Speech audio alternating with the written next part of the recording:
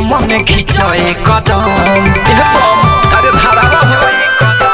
ले आई के गांजा मिलावो ये धरावा चिलम में खिंचए कदम बांधी पगरिया सुनी कंवरिया नशा में रास्ता कटत रही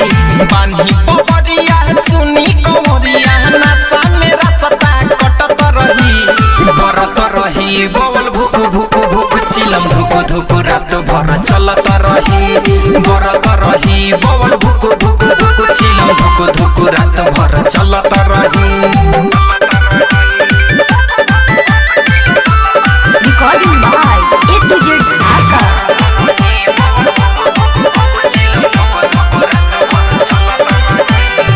डीजे को नाच हिला के कमर हो चली तो नाम ना तो चली हमर हो अरे बम हिलावा बम नाची हिलाई के तलावा हो ना तो देखो हमार अब जलावा हो नई खे धोरे के दमए बम के तन पसेना करत रही बरत रही बोल भुक भुक भुक चिलम धुक धुक रात भर चलत रही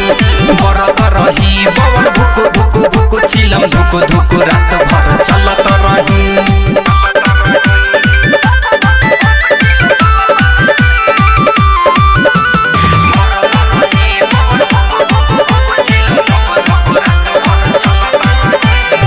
मिलावा गांजा में बाबा के बूटी चलो के तनो हिम्मत न टूटी एह बम सुनो बोलावा राइटर विकेश विराट के डीजे बंद होई नया जुरा तके मिलियन यादव बरांड के गाना रात भर चलत रही बरत रही बोल भुक भुक भुक चिलम धुक धुक रात भर चलत रही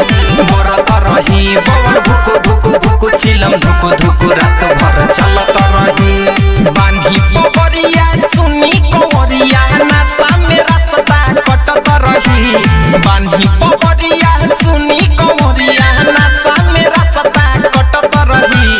बरत रही बोल भुक भुक भुक चिलम धुक धुक रात भर चलत रही बरत रही बोल भुक भुक भुक चिलम धुक धुक रात भर चलत रही। Recording by A to Z Dhaka।